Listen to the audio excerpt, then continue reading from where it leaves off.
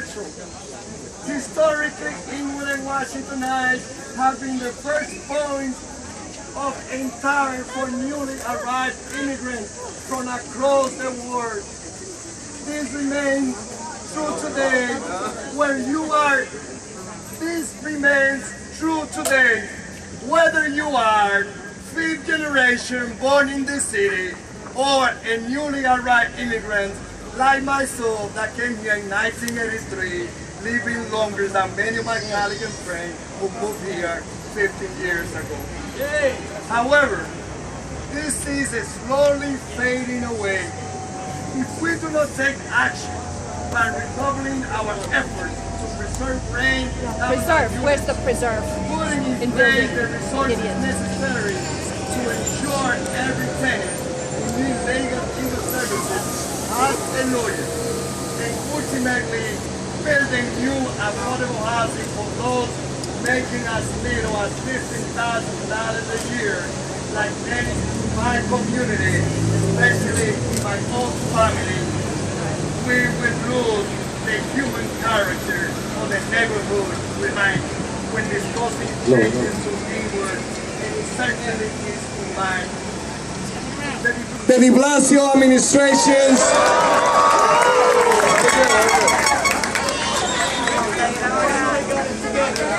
and the de Blasio administration, and starting from there, the only thing that I will reconnect to the past is that you can be a 15th generation born in Inwood, or you can be the new immigrant like myself that moved to this community in 1983, that have lived longer than many who have moved here 20 years ago. We have built a great community by immigrants from all over the world. If you were anti-immigrant? This should be priority in people's minds when discussing changes to Inwood, and it certainly is in mine. The de Blasio administration knows and understands this. They have been strong partners in this process.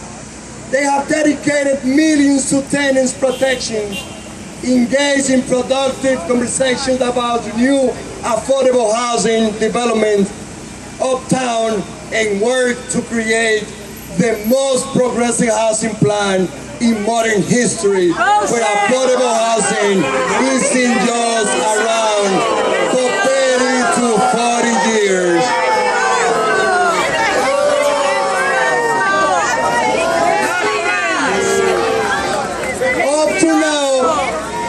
Up to now, it could be mayor that you live up there, it could be mayor that you work on, but from Koch to Bloomberg to Dinkins to Giuliani, non-housing are permanent. We can continue putting our energy to say 25% is not enough, let's bring it to 100,000, but please, let's be clear to the fact. It is for the first time that there's an initiative to create permanent housing in our city. It's for the rest.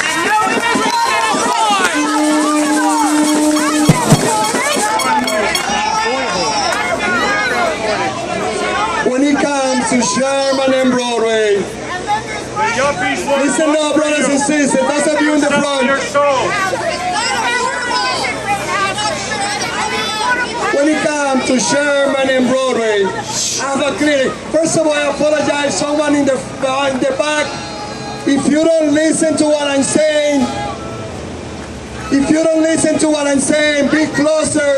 I just want for everyone to get the whole message, and at the end again, you make your own decision on why you believe my position is going to be on this project.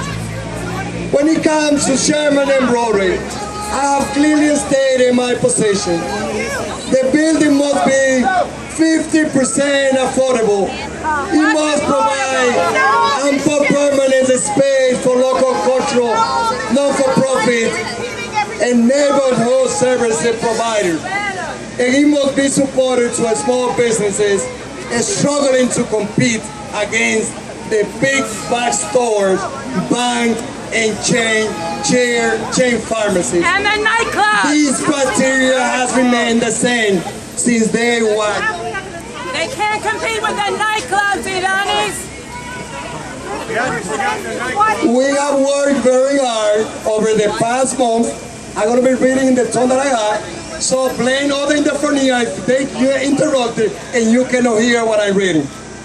We have worked very hard over the past month with the developers and the administration to put in place the assurances that the community needs to feel confident in this agreement.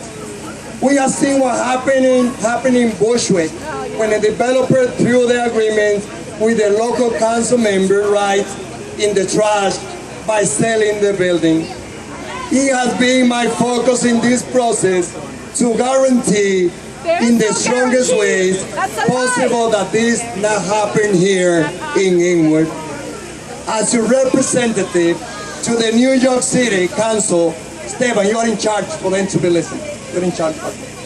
As your representative to the New York City Council, entrusted with your interests, I remain committed to the principle that I carried with me since you first met me many years ago.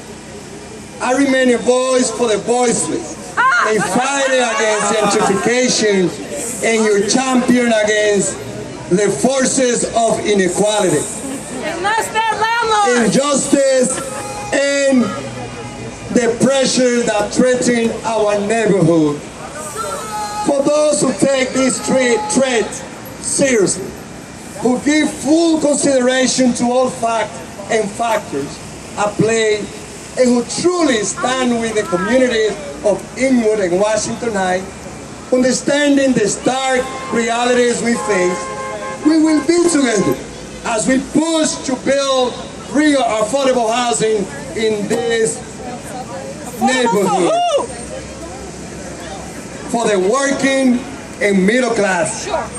We will fight to preserve the human character of our community with the understanding that this is a real challenge.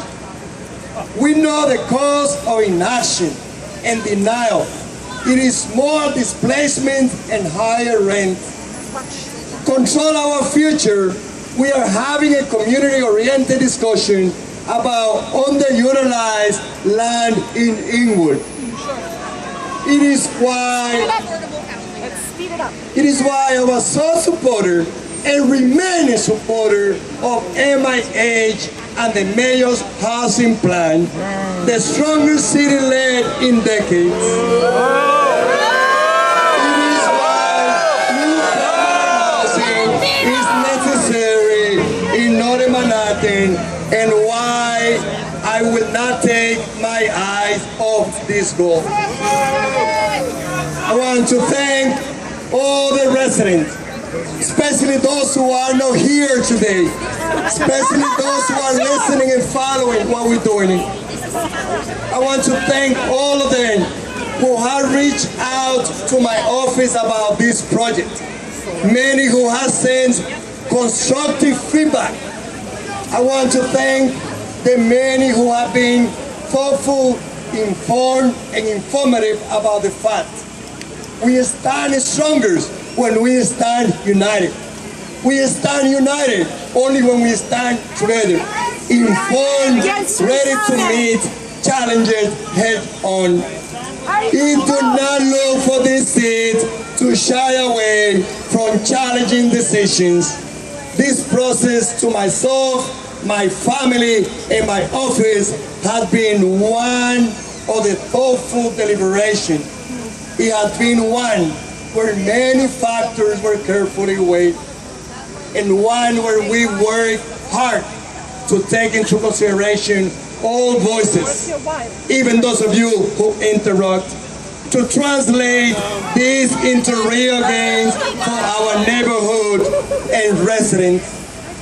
We will continue working to achieve these goals going forward, and I will continue